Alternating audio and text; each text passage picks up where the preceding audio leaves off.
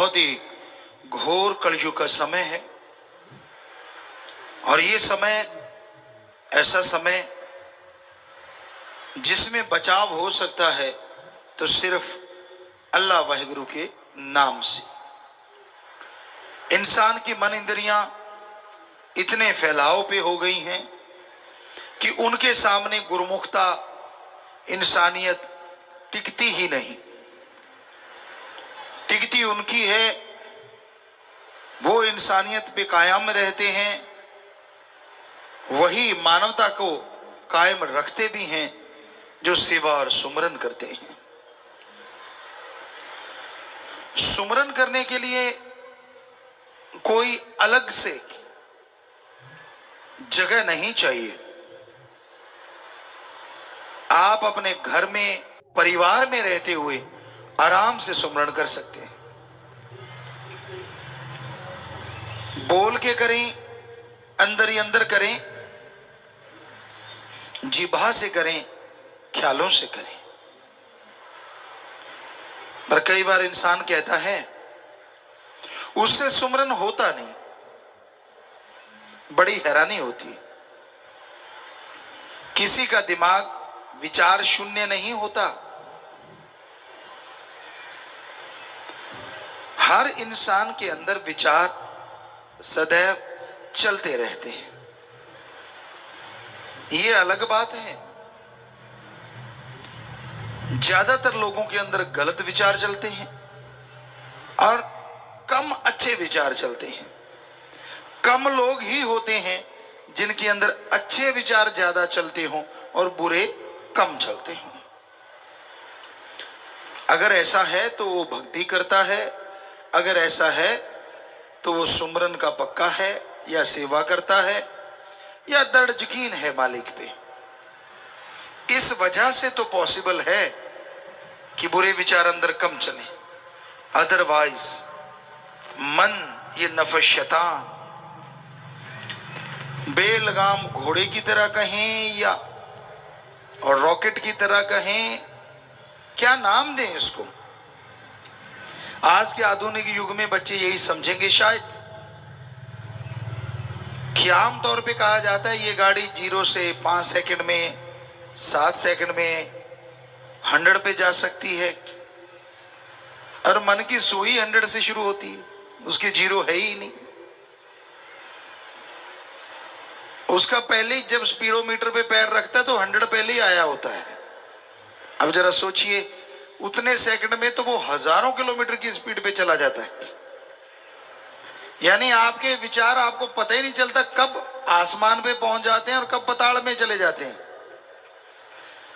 कभी तो आपको दिखाएगा वाह तू ही आदमी है यार, बाकी तो कोई है ही नहीं, और कभी दिखाएगा तू तो मुर्दा है।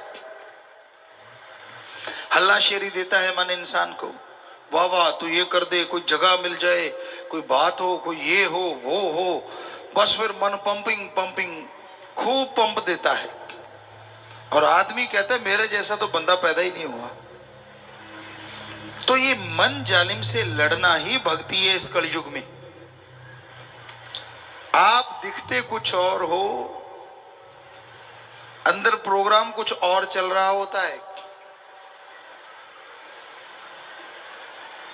यानी दुकान का लेवल जो लगा हुआ है और उसके अंदर सामान कुछ और ही रखा हुआ है। होता है ना ऐसा, कई बार कई दुकानों पे होता है, वो स्पेशल ग्राहक को ही देते हैं वो वाला सामान। आम ग्राहक तो जो पड़ा होता है उसी को देख के सामान ले जाते हैं, लेकिन कुछ स्पेशल होते हैं उनको वो वाला देते हैं जो लिखने में दिखने में नहीं होता। तो उसी तरह आपका मन आपके अंदर ऐसी बातें भर देता है जो दिखने में नहीं आती। आप वो चीज तक का दिखावा तो करते ही नहीं। अब हाँ मैं भगत, देखो मेरे जैसा कोई नहीं, मुझे तो सब पता है, मैं तो सब जानता हूं। खुद के बारे में जानता है तो छुपाता क्यों है? दूसरों के बारे में तू क्या खा के जानता है? खुद की गलतियां, खुद की बुराइयां आदमी को कभी लगती नहीं कि उसमें कमी है। उसको लगता नहीं मैं तो अच्छा हूं। अगर कमियां हो भी तो कबूतर की तरह आंखें बंद कर लेता है, कहता है बिल्ली तो आ ही नहीं रही। वो देखता भी है कि हाँ जो गलत करते हैं वो भरते हैं, लेकिन उसको ये लगा रहता नहीं नहीं मैं नहीं, मेरे में कुछ नहीं। कबूतर वाली बात आपको कई बार सुनाई है, हमने अपने आंखों से देखी है। सामने बिल्ली आ रही है और कबूतर आंखें बंद कर लेता है, कहता बिल्ली गायब, और पता तब चलता है जब बिल्ली आके गर्दन पकड़ लेती। तो उसी तरह आप जो मन की रोटियां सेकते हो, जो गलत गलत बोलते रहते हो, बिल्ली नजदीक आ रही है भाई। जितनी मर्जी आंखें बंद कर लो, जितना मर्जी ये सोच लो कि मैं तो कुछ भी नहीं करता, मैं तो बिल्कुल दूध का धुला हूं, करते रहो, और जब बिल्ली ने आना है तो उसने पकड़ लेना है। सो कहने का मतलब, जो बुराइयां आपके अंदर हैं या जिन बुराइयों को आप करते रहते हैं, उनको छोड़ो और सतगुरु से नाता जोड़ो। जितने दिखावे करोगे, जितने पाखंड करोगे, जितना ढोंग करोगे, उतना ही अल्लाह वाहिगुरु राम से दूर होते जाओगे। सीधे साधों को मालिक लुटाता खजाने, भोले भालों को मालिक लुटाता खजाने। भोले भाले का मतलब जिसको दुनियादारी का कोई लेना देना ही नहीं। कई बार ऐसे लोग मालिक से जब जुड़ते हैं तो वो 100% मालिक के हो जाते हैं और बहुत जल्दी मालिक के दर्श दीदार करने लगते हैं। जो तेज तरार होते हैं वो तो एक्टिंग के माहिर होते हैं। इंसान के अंदर तो इतने एक्सप्रेशन है मालिक ने भरे हुए जो कहने सुनने से परे, पर जब फकीर के सामने देते हो तो वो पकड़ लेता है, उसको पता चल जाता है अच्छा बेटा। पंजाबी में कहावत है, अन्ना जुलाहा मानल मश्करियां, रब नाल ठगियां क्यों मारे बंदे आ ते दिन रात पापां च गुजारे बंदे आ। वो ऐसे नहीं, किसी को एहसास हुआ होगा तभी ऐसे गाने या दोहे छंद बनते हैं। और ये हमने देखा है, आदमी को तो बुद्धू बनाता ही है, भगवान को भी बनाता है, सतगुरु को बनाता है। उसकी चालें, उसके दिखावा, उसका चाल ढाल, उसका सोच जब हम देखते हैं तो बड़ा ही दुख होता है। क्यों, ये कहां पहुंचा खड़ा है इंसान। दिखता कुछ और है, दुकान कुछ और ही है, सामान कुछ और ही है, दिखाता कुछ और है, बोलता कुछ और है, और अंदर है कुछ और ही। तो ऐसा करने वाले घर के ना घाट के, ना दुनिया में उन्हें कोई मुंह लगाता है और ना ही भगवान की दरगाह में वो इज्जत हासिल करते हैं। दर दर 84 लाख जोनियों में चक्कर लगाते रहते हैं।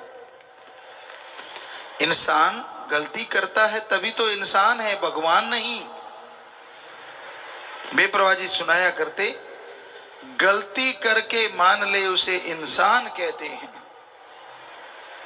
गलती पे गलती करे उसे शैतान कहते हैं, और गलती पे गलती करता ही चला जाए और ना माने उसे हैवान कहते हैं। यानी 2 बार भी हो गई, चलो कोई बात नहीं, माफी मांगी, क्षमादान लिया, सुमरण किया, वो भी फिर भी आखिर है तो पशु वाली बात। इंसान को तो एक बार में हट जाना चाहिए ना। पर जो करते ही चला जाए और परवाह ना करे और एक्सप्रेशन ऐसे दे कि भाई मैं कुछ करता ही नहीं, मैं तो बिल्कुल सही हूं, तो ये बिल्कुल गलत है, ये शैतानियत है। तो आप अपने नफ शैतान को, अपने मन शैतान को हमेशा रोक के रखा करो। जितना इसका लगाम कस के रखोगे उतना ही सतगुरु अल्लाह वाहिगुरु राम के नजदीक पहुंचोगे। और जब तक इंसान मन को रोकेगा नहीं, माल अल्लाह वाहिगुरु राम का कृपा पात्र नहीं बन सकता।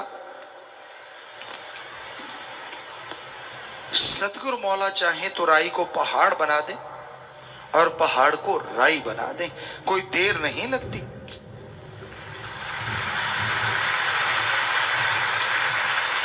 लेकिन पात्र भी तो चाहिए। उसको झेलने वाला भी तो चाहिए, लेने वाला भी तो चाहिए। दया में रहमत तो मूसलाधार दिन रात बरसती है। अरे अमृत की तो बरसात हो रही है, पर आपका घड़ा ही औंधा पड़ा है तो अमृत क्या करेगा? उल्टे घड़े में एक बूंद नहीं जाती अमृत की। सो मन की उल्टी सोचों में जो उलझे रहते हैं, जो मनमते चला करते हैं, सब कुछ पाके भी उन्हें उसका एहसास नहीं होता। और जो मन से लड़ते हैं, थोड़ा सा पाके भी बहुत बड़े एहसास का हासिल कर लेते हैं और खुशियों से लबरेज रहते हैं। इस दुनिया में कोई तन में खोया है तो कोई मन में खोया है, कोई क्रोध में खोया है तो कोई धन में खोया है, कोई पुरुष में खोया है तो कोई औरत में खोया है। ये सब माया का मक्कड़ जाल है जो उसने ऐसा बनाया है, कोई माई का लाल राम नाम के बिना इससे ना निकल पाया है। ऐसा काल ने फंसाया है, पर सदगुरु लेने आया है।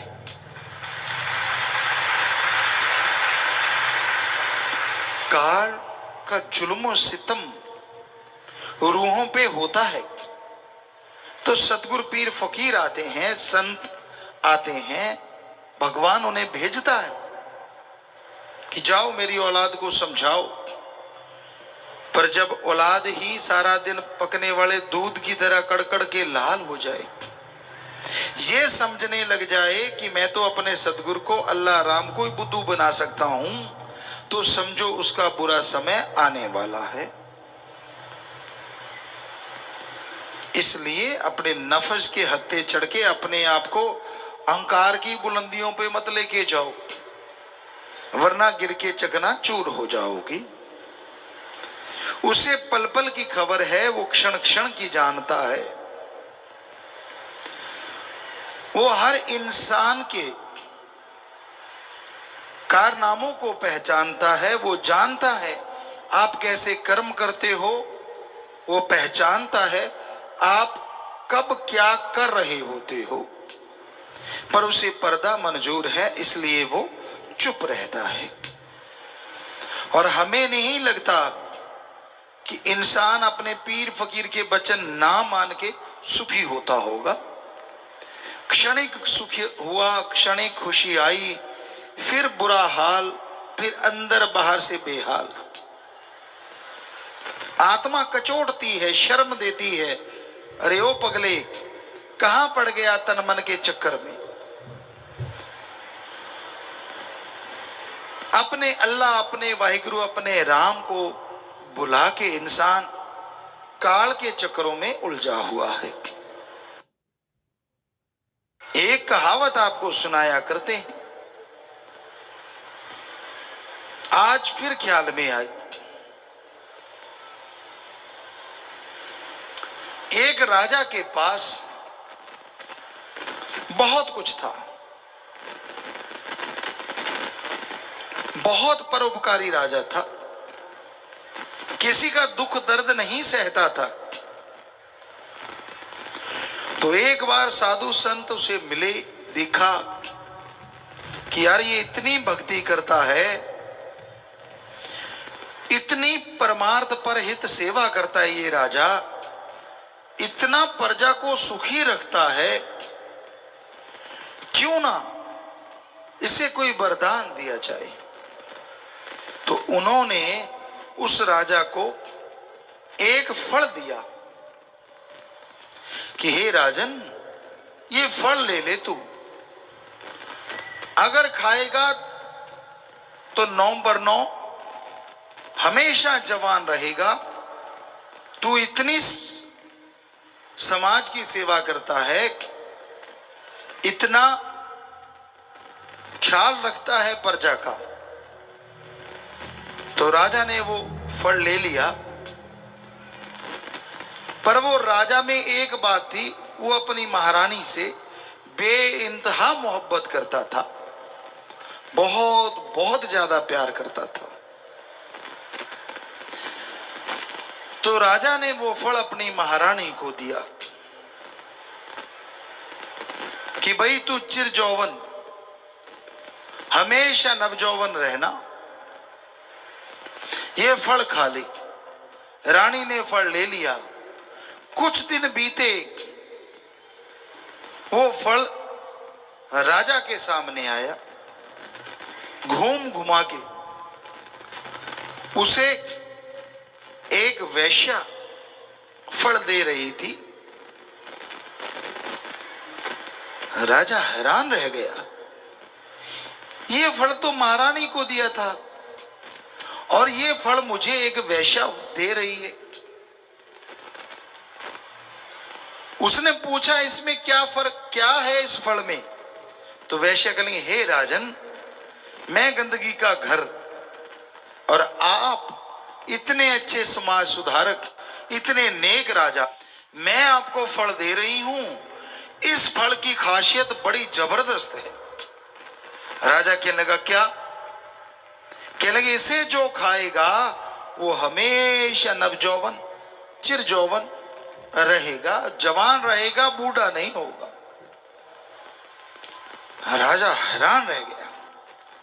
कहने लगा, बताओ तेरे पास फल कहां से आया?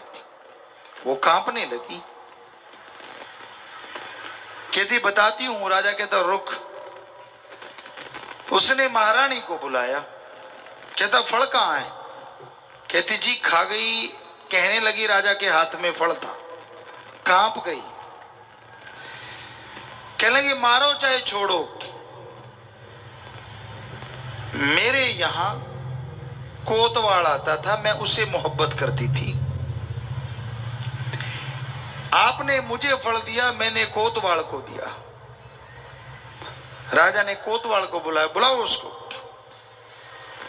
ये फल तो कोतवाल थर थर कांपते हुए कहने लगा, जी महारानी के पास तो मजबूरी वश जाता था, मेरा प्यार तो इस वैश्या से था, इसलिए मैंने ये फल इस वैश्या को दिया। राजा क्या सारे प्यार मोहब्बत के भरम बुलेखे टूट गए, आंखों में आंसू आ गए। देखा, जिस महारानी को मैं जान से ज्यादा प्यार करता था, उसकी यारी कोतवाल से, और जिस कोतवाल की यारी महारानी से हो, उसकी यारी वैश्या से। तो राजा कहने लगा, सबसे कोई अच्छा है इन सब में, हम सब में तो एक ही है, और वो है वैश्या। उसको इनाम दिया। अरे महारानी, तुझे क्या चाहिए था जिसके पास महाराजा था? अबे ओ कोतवाल, जिसको महारानी मिल जाए और क्या चाहिए? पर तूने इसको दिया। और वैश्या देखो, वो अपने राजा से मोहब्बत करती थी, सच्ची मोहब्बत, पाक मोहब्बत। उसने सोचा मेरा राजा हमेशा नवजौवन रहे।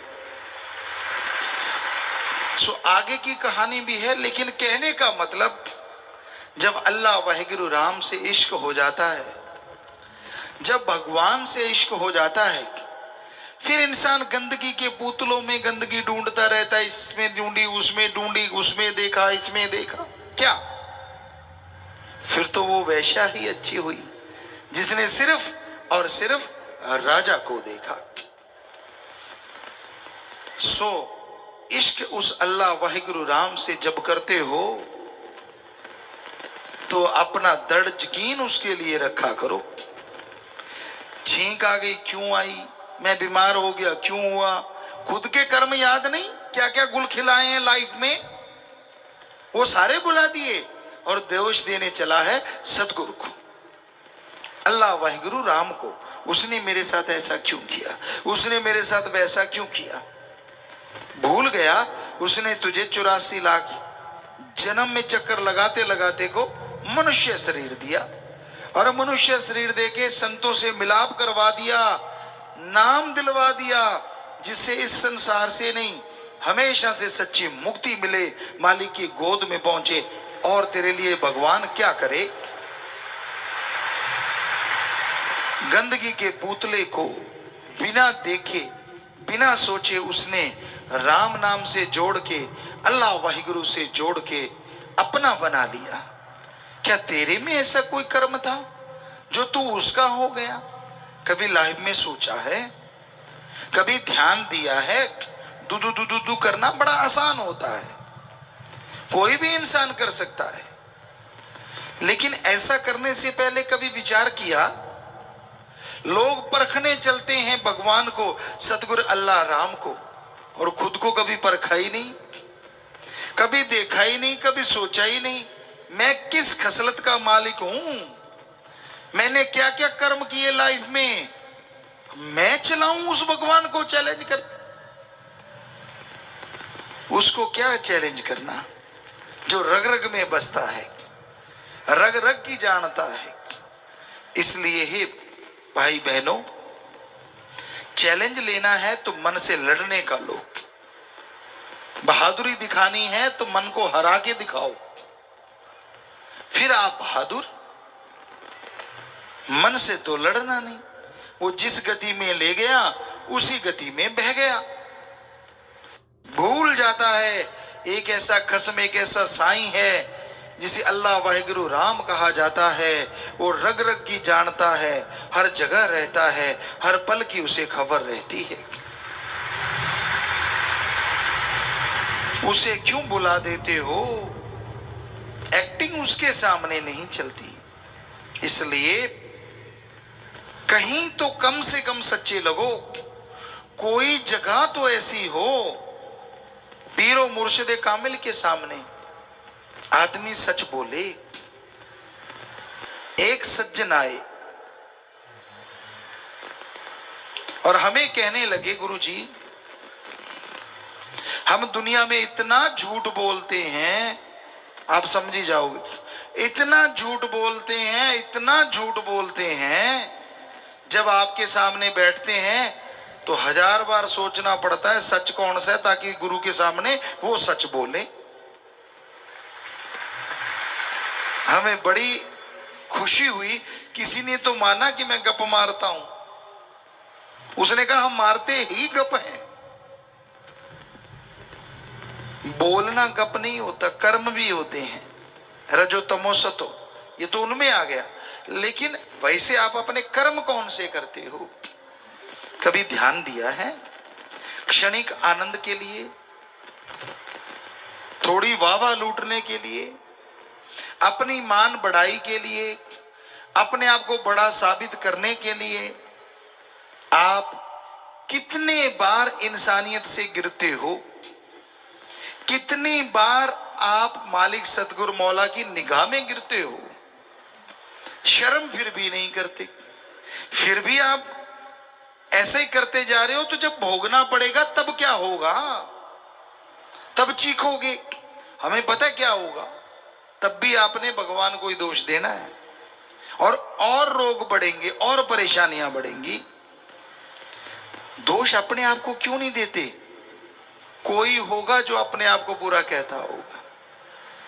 हम पढ़ा करते थे, बुरे होते लोग भी अपने आप को बुरा नहीं कहते थे। हम जमाने में गुजरे, शहरों में जाते, महानगरों में जाते, तब भी हमने नहीं देखा कि कोई ये कहता हो कि कबीरा सब ते मैं बुरा, मैं तज भला सब कोए, जिन ऐसा कर मानिया मीत हमारा सोई।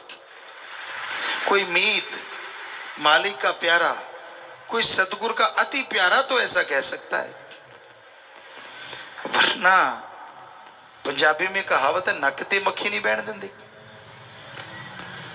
बैठने देने भी नहीं चाहिए, लेकिन ये कहावत का मतलब है कि अपने आप को कोई बुरा कहने ही नहीं देता। कपड़े पहने उसके अंदर ही सोचता है सारे ऐब भी छुप गए। ये भूल जाता है ऐसा खस्म है जो इस तन के अंदर रहता है, जिसने इस तन को बनाया है। उसको कैसे निकालोगे अंदर से? वो तो हर पल की खबर रखता है। भूल जाता है, फिर ऐशो आराम, फिर त्रुटियां, फिर बुरे कर्म, और दोष देना सदगुरु को, करना बुरे काम खुद। जमाने का बड़ा अजीब दस्तूर है। यहां लोग बुराइयां करते थकते नहीं, लेकिन हमेशा उस भगवान को दोष देते भी थकते नहीं। अरे कर्म खुद करो और दोष दो भगवान को। कर्म कैसे रुक सकते हैं बुरे? सेवा से, सुमरन से, भक्ति इबादत से, और कोई तरीका नहीं जिससे कर्मों की मार से बचा जाए। कुछ भी कर लो, कैसे भी बन जाओ, अपने आप को दृढ़ खुद करना होगा। आधा घंटा सुबह शाम सुमरण करो, सेवा करो। जब भी आपका मन जालिम किसी तरफ दौड़ा के ले जाए, लानत डालो अपने आप पे सुमरण के द्वारा कि मैंने बुरा कर्म नहीं करना। सिर्फ सोचें बुरी आती हैं तो कोई खास बात नहीं, 5 मिनट सुमरण किया, सोचों का फल उसी टाइम खत्म हो गया, बस गई। पर उन सोचों पे चलो मत। जो उन सोचों के अकॉर्डिंग चलते हैं वो दुखी ज्यादा होते हैं। कर्म तो अपने मां बाप के ही ऋण नहीं चुकाया जा सकता। अगर किसी को अच्छे मां बाप मिले हों, उसका ऋण नहीं चुका सकते आप। मां के दूध का कर्ज कैसे उतारोगे? सर्दी हो या गर्मी हो, बेचारी सर्दियों में बिस्तर गिल्ला आपने किया, लेटी गिल्ली जगह वो और आप सूखे पे लेटे।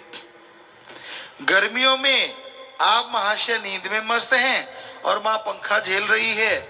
आजकल तो एसी आ गए, मां भी खुराटे, बेटा भी खुराटे। पर गांव में तो आजकल भी ऐसा ही है, यहां बिजली नहीं आई, वहां तो मां आज भी पंखा झेलती है कि हाय मेरा बेटा ना जाग जाए। तो कैसे ऋण उतारोगे आप उस बाप का जिसने उंगली पढ़ के अच्छा चलना सिखाया, पढ़ाया लिखाया? आप तो बकरियां चारने को तैयार थे पढ़ने की बजाय, कि काश इससे तो बकरी चारने वाले ही अच्छे हैं, कहां मुझे फंसा दिया स्कूल में। याद करो वो दिन जब आप स्कूल के अंदर बैठे होते थे और बाहर कोई भेड़ बकरी चरा रहा होता, आप कहते यार यार कितना सुखी है यार, मैं जेल खाने में और वो आजाद घूम रहा है। पर बाप ने नहीं मानी आपकी बात, आपको पढ़ाया लिखाया, आप ऑफिसर बन गए, पर आपको रत्ती शर्म नहीं आई। उसका शुक्राना तो क्या करना था, माँ बाप को मारी लात, निकल जाओ घर से, अब तो मेरे कबीलदारी बड़ी हो गई। अरे लानत ऐसे बेटों पे, शर्म नहीं आई, कहीं भी दर्द नहीं आया। पत्नी तो नहीं कहती कि आप सबको घर से निकाल दो, कहती है तो फिर क्यों सुनते हो आप? पत्नी को तो जन्म नहीं दिया आपके माँ बाप ने, आपको दिया है। कहीं तो लानत डालो अपने आप पे। ठीक है, अगर वो नाजायज कहते हैं, बाप गलत कहते हैं, मत मानो उनकी, सुन लो और कह दो जी चुप रहो, हम जैसा होगा हम कर लेंगे, प्यार से खाना दो, बढ़िया दो। पर आप तो उनको घर से निकाल देते हो। वो नंगे हैं या कपड़े पहने हैं, वो खाते हैं कि नहीं खाते, आपको शर्म नहीं आती? आप जब छोटे से थे, जरा सी भूख लगती थी, मां दौड़ी चली जाती थी, आप कोई भी खाने की चीज मांगते थे, बाप का पुरजोर कोशिश होती थी वो लाके दे, वो नहीं तो उससे कोई छोटी चीज ला देते थे। सबके माँ बाप तो बुरे नहीं होंगे, अच्छे तो होंगे ही ना। पर आपने उनसे क्या अच्छा व्यवहार किया? किया तो शाबाश, रण उतर गया, अगर नहीं किया तो लानत आप पे, आपके माँ बाप पे नहीं। अगला कहता है यार कैसी औलाद जन्मी? औलाद तो आदमी बढ़िया ही जन्मता है, वो जैसे संग सोहबत में गया, उसका रंग जैसा उसने अपना लिया, वो वैसा बन जाता है। तो इसलिए हमेशा से ध्यान रखो अपने माँ बाप का, और माँ बाप को भी चाहिए वो बच्चों के कार्य में ज्यादा दखल ना दे। एक बार शायद हंसने वाली बात किसी ने सुनाई थी बच्चों ने, कि बेटा कह रहा था मैं पानी लगाने जा रहा हूं, वो कहता ये फावड़ा नहीं वो फावड़ा ले जा। कहता तो चुप हो जा। कहता मैं कब बोला? जाने लगा, कहता ओए जुत्ती को पहनिए चप्पल पहन जा। कहता मैंने कहा ना चुप हो जा। कहता मैं नहीं बोलता। फिर जाने लगा, कहता ओए तूने कब कुर्ता ये क्यों पहना, वो पहन जा। तो वो कहने का मतलब बिना वजह टांग अड़ाना। एक तो बुजुर्ग अवस्था में वैसे टांगे कमजोर हो जाती, और बिना वजह आप अड़ाते रहते हो। आप राम का नाम क्यों नहीं जपते बुजुर्गों? जितना जोर दाढ़ी बाड़ी संवारने में लगाते हो, उससे आधा राम नाम का जाप करने में लगा लिया करो ना।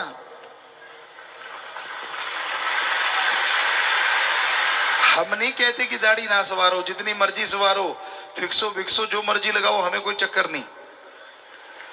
हमारा कहने का यह मतलब है, जितना आप दुनिया को फेस दिखा के प्रभावित करना चाहते हो, कहीं उस आत्मा को थोड़ा सा अच्छा दिखा के भगवान को प्रभावित करने की सोच लो तो बारे न्यारे ना हो जाएं आपके।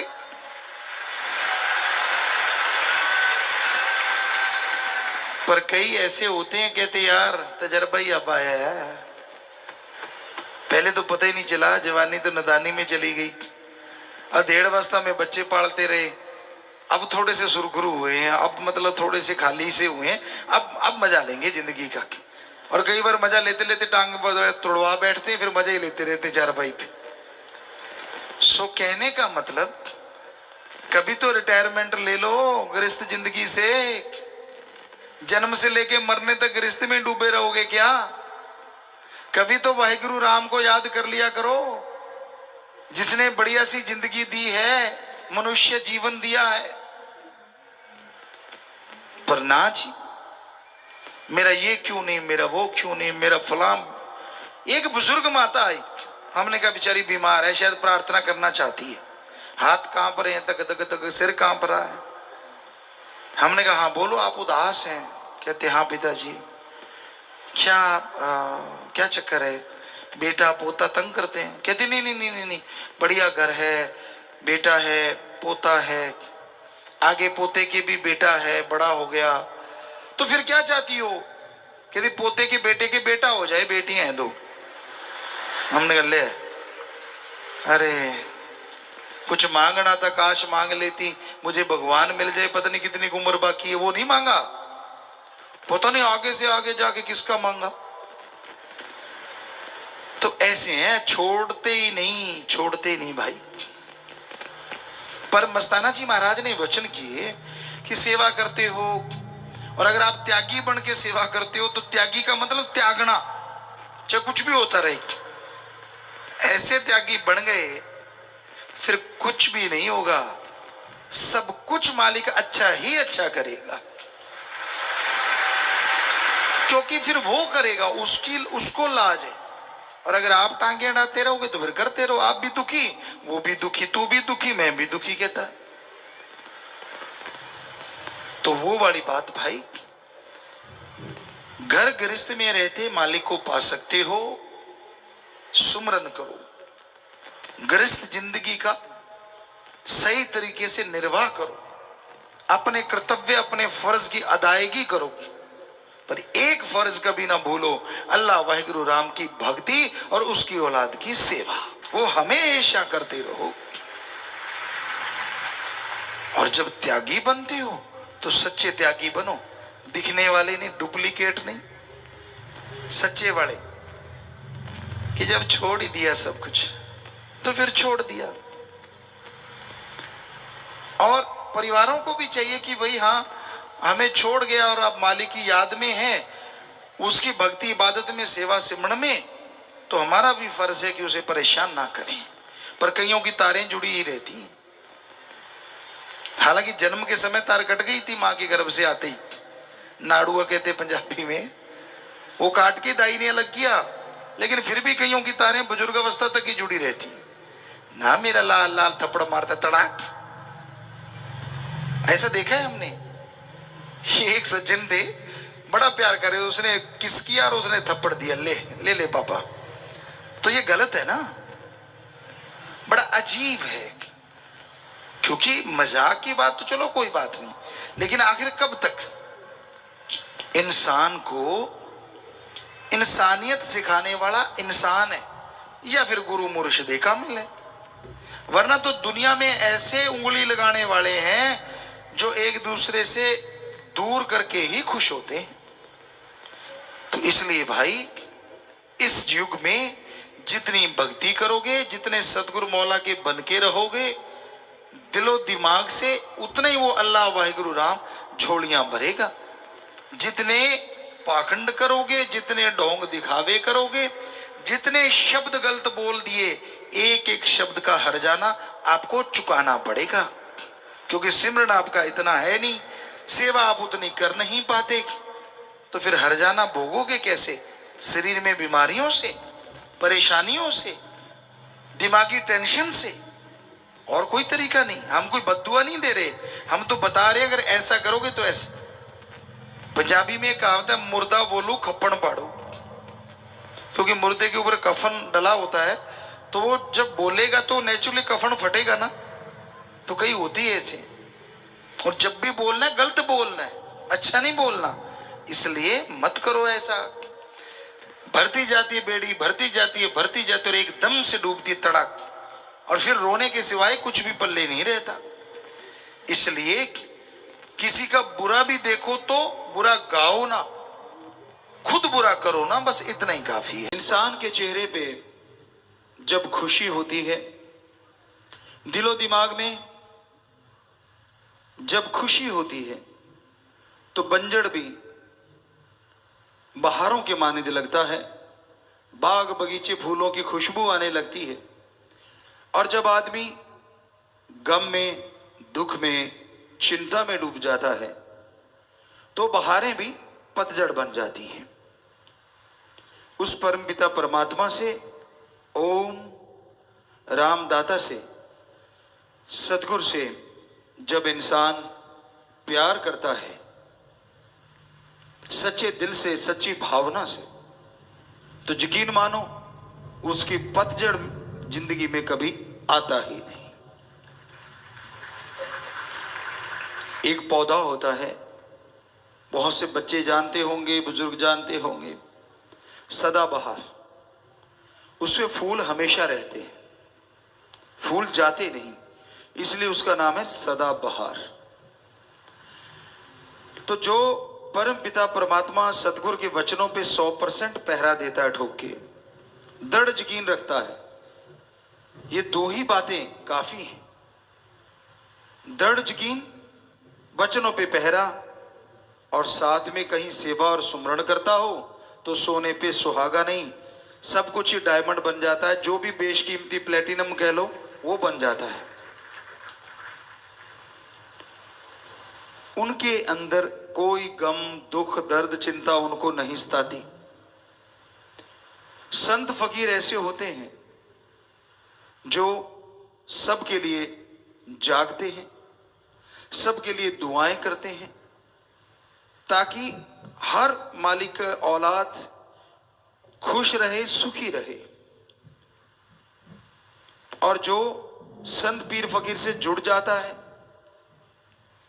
अगर वह वचनों को मानता रहे, अपनी ईगो, अपने अहंकार को एक साइड में रख के वचनों पे माने, वचनों को मानता हुआ उस पे चले, तो यकीन मानो उसकी जिंदगी में वो सदाबहार वाली बात बनी रहती है। सुख दुख की तमीज नहीं रहती उन लोगों को जो सच्चे दिल से अपने सतगुरु मौला के वचनों को फॉलो करते हैं या मानते हैं। गुरु को मानना एक अलग बात है, गुरु की मानना और गुरु को मानना, ये दोनों सबसे बड़ी बातें होती हैं। गुरु कभी भी अपने लिए पर्सनल कुछ करने को नहीं कहता, बल्कि वो तो सबके बोझ उठा के सबको मुस्कुराने की वजह देता है, सबको खुश करने के लिए हर वचन कहता है, हर किसी की जिंदगी से दुख, दर्द, चिंता, परेशानियां मिट जाएं, इस तरह की बातें समझाता रहता है। किसी का भी दिल दुखे संत कभी भी कल्पना नहीं कर सकते। और बात चली थी प्रसन्नता, खुशी की। आज बड़े बड़े महानगरों में क्लब खुले हैं, यहां पे 5-7 लोग सामने खड़े हो जाते हैं तो हा ही हू शुरू हो जाता है। वो सामने खड़े होके ऐसी एक्टिंग करते हैं थोड़ा अजीब अजीब, तो सामने बड़े हंसते हैं और बदले में पैसे लिए जाते हैं। क्लब खुले हुए हैं, उसमें रजिस्ट्रेशन होता है। पर जो राम नाम से जुड़े होते हैं उन्हें चिंता नहीं करनी चाहिए। हालांकि जब हम अंदरूनी निगाह से देखते हैं बहुत चिंता में रहते हैं लोग। पहले हमने एक भजन बोला था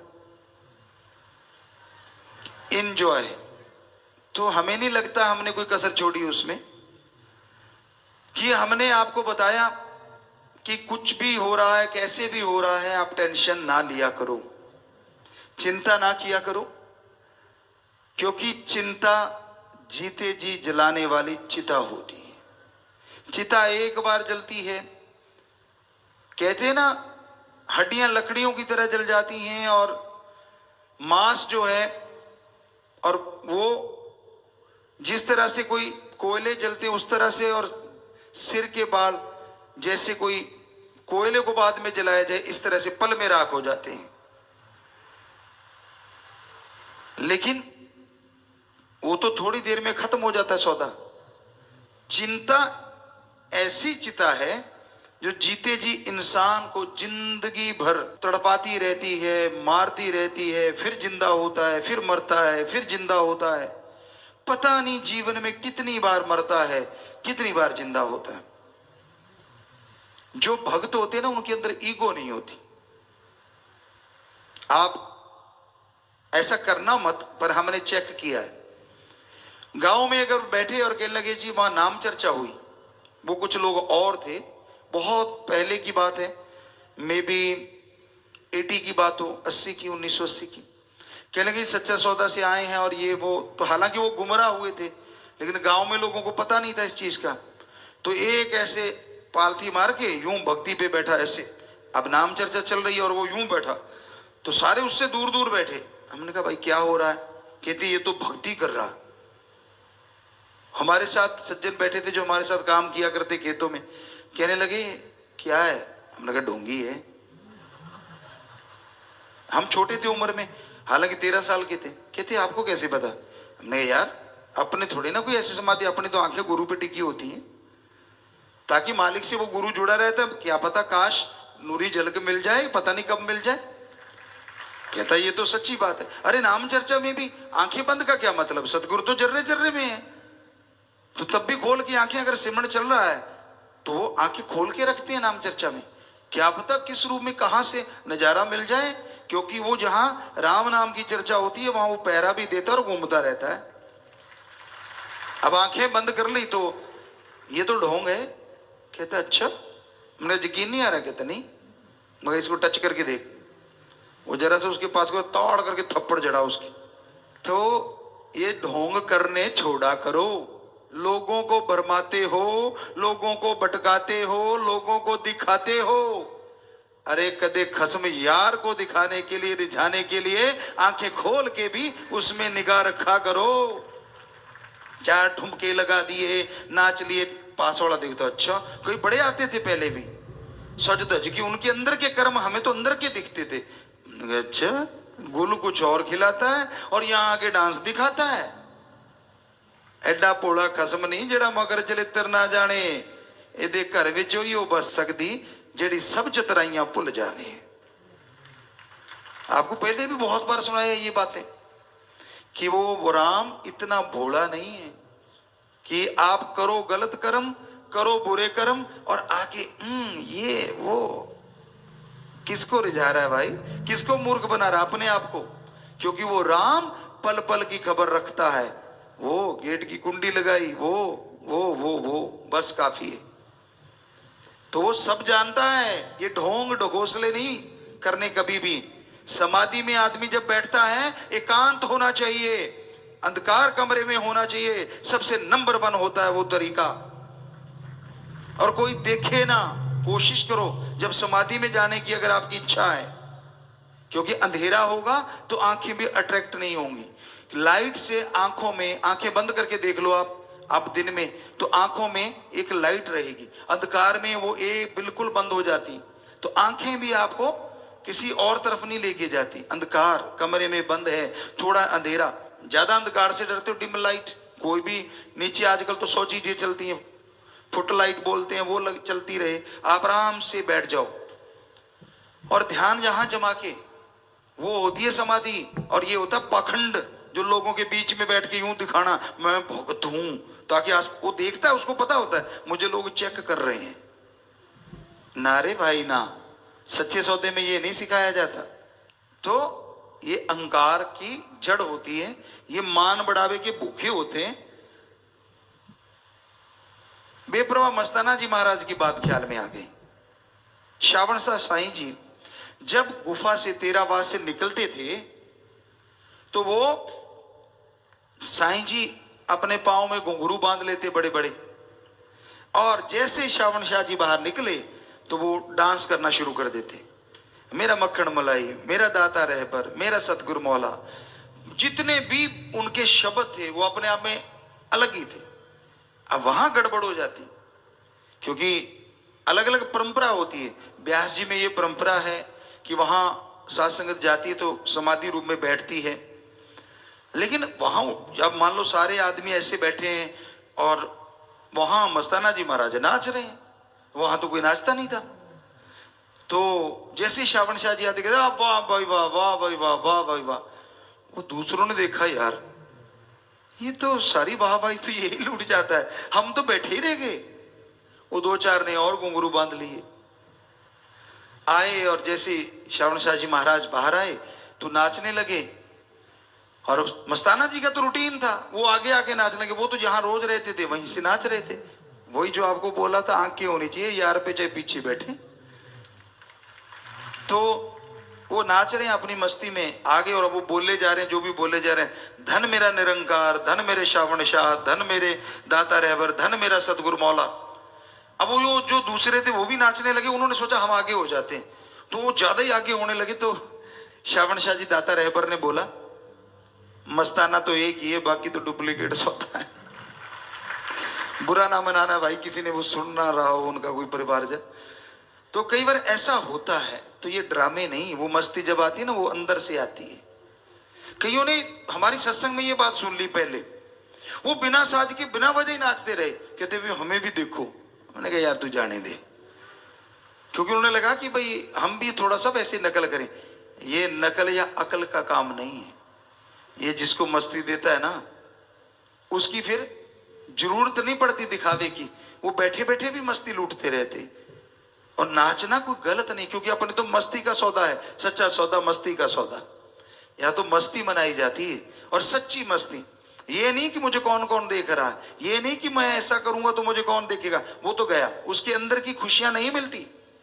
जो सच्चे दिल से सच्ची भावना से मस्ती चाहते, पीस ऑफ माइंड चाहते हैं, तो वो आप राम नाम में बैठो, उसकी भक्ति में बैठो, मानवता का भला करो, तो यकीन मानो अंदर बाहर आपके चेहरे पे भी और अंदरूनी तौर पे भी मस्ती का नजारा जरूर नजर आएगा। बहुत लोग हमें यहां वहां पूछते हैं, गुरुजी आपके चेहरे पे सिकिन क्यों नहीं आती? हमने कहा हमारा यार दोनों जहां का मालिक है और वो जानता है, इसलिए वो सिकिन नहीं आने देता किसी भी स्थिति में, इसलिए सिकिन नहीं आती। वरना ये शरीर तो वही है जो सबका है, इंसानी शरीर है, पर दृढ़ यकीन है अपने सदगुरु शास्त्र नाम शाह मस्तान दाता रहबर पे, था, है, हमेशा रहेगा। हमें किसी को वो चिट देने की जरूरत नहीं है। वहीं पे फिर आते हैं कि जब आप सत्संग में बैठते हो, राम नाम में आके बैठते हो, तब ये ध्यान रखा करो कहीं आप दिखावा तो नहीं कर रहे, कहीं ढोंग ढकोसला तो नहीं कर रहे। कोई सेवादार लगे आपको, ये तो बड़ा वो है, ये तो बड़ा आगे बैठता है, ये तो पीछे बैठता है। क्या उसके लिए जिंदगी लगाई है आपने? क्या उसको देख के राम नाम से जुड़े हो? कहां है दिमाग आपका? कहां मन आप पे हावी हो जाता है? हमने तो अपने एक ही यार को देख के यारी लगाई थी, और वो शास्त्र नाम शाह मस्तान।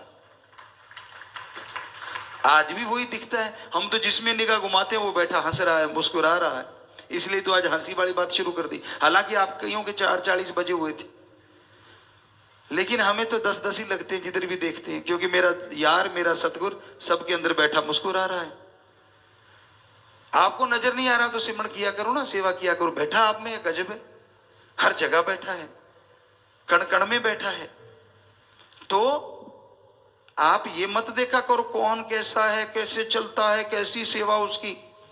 सब ढकोसला हो सकता है और सारे सच्चे भी हो सकते हैं, बहुत ही बढ़िया सेवादार है हमारे, पर कोई कोई ऐसा भी है, वरना हम ये बात कभी ना कहते। सारे अच्छे सेवादार हैं। 100 में से अगर 90-95% भी ऐसे नहीं है, तो इससे हमारे से लक्की कोई हो ही नहीं सकता जिसके बच्चे इतने अच्छे हैं, वो भी इतने घोर कलयुग में। वरना डुप्लीकेट ड्रामे चल रहे हैं। हमें बार बार इसलिए कहना पड़ता है क्योंकि ऐसा करने वाले बहुत हैं। वो खसम पल पल की खबर रखता है। फिर अगर ऐसे हो गए तो फिर मत कहना ऐसे क्यों हो गए, क्योंकि अगर आप आशिकी दिखाते हो तो आशिकी पे खरे भी तो उतरो, पक्के भी तो बनो। दिखावा नहीं, ढोंग नहीं, ये नहीं चलता ज्यादा देर। ठीक है, आपको आज नहीं जच रहा, तब पूछेंगे जब कोई 4 लोग ना उठा के ले आए कि पिताजी बीमार हो गया। मालिक ना करे ऐसा हो, इसलिए आज आप बोल रहे हैं। अच्छा है अब भी मन को समझा लो, अच्छा है अब भी अपने आप को बदलो, छोड़ दो दिखावा कुछ और, कर्म कुछ और, दिखने में कुछ और, बोलने में कुछ और अंदर कुछ और। छोड़ दोगे, यकीन मानो सुखी रह लोगे, सिक्किन नहीं आएगी चेहरे पे। अगर 100% गुरु से प्रीत लगी है, गुरु बिना दूसरी बात ही नहीं आती। गुरु की निंदा सुनना तो दूर की बात, अगर चस्के लेके सुनते हो या ऐसे लोगों की सोबत करते हो तो फिर मुश्किल है चेहरे पे नूर रह पाना। इसलिए हाथ जोड़ के विनती है, बुरा ना मनाओ। एक माँ बाप की तरह कह रहे हैं, हम कौन सा कुछ गलत कह रहे हैं, सच्ची बात कह रहे हैं जो कि बेहद कड़वी होती है। कड़वी तो कुनैन भी होती है। पुराने टाइमों में, आजकल सुगर कोटेड आ गया, हमारे जमाने में मान लो 70-72 में ये देखा करते थे, बड़ी कड़वी कुनैन आती थी और वो लिक्विड होती थी। और क्या करते थे, पंजाबी च कहते तौड़ी वाला दूध, सारा दिन कड़ता रहता था। उस दूध को ठंडा करके और उसमें बहुत सारी चीनी डाल देते थे ताकि बिल्कुल चाशनी बन जाए, और उधर से बच्चे का मुंह में डालते चम्मच, नाक लेते पकड़। अब नाक में श्वास नहीं आया तो गट गया, बच्चा चीखता, इससे पहले दूध लगा देते मुंह पे, तो वो मीठा मीठा दूध फटाफट चढ़ा जाता, भूल जाता कि मैंने कड़वी दवाई ली है। आजकल उस कुनैन के ऊपर ही शुगर कोटेड कर दिया, हाईटेक हो गया थोड़ा। तो इस तरह संतों की बातें होती तो सच्ची, पर कईयों को कड़वी लगती हैं, और जो वचन मानते हैं उनके लिए वो दूध वाली लगती हैं। कड़वी इसलिए लगती हैं क्योंकि उनके अंदर सारी कमियां होती हैं, और दूध वाली मीठी उनको लगती हैं जो कहते हैं यार शुक्र है पहले ही सुधर गए, नहीं तो आज आप इसी में बैठे होते। तो भाई हमारा आपका दिल दुखाने का नहीं, तभी हमने खुशी से शुरू किया कि बेटा खुश रहा करो, मस्त रहो। जो होना है वो राम जानता है, जो करना है वो राम ने करना है। हमारा काम मेहनत करना है,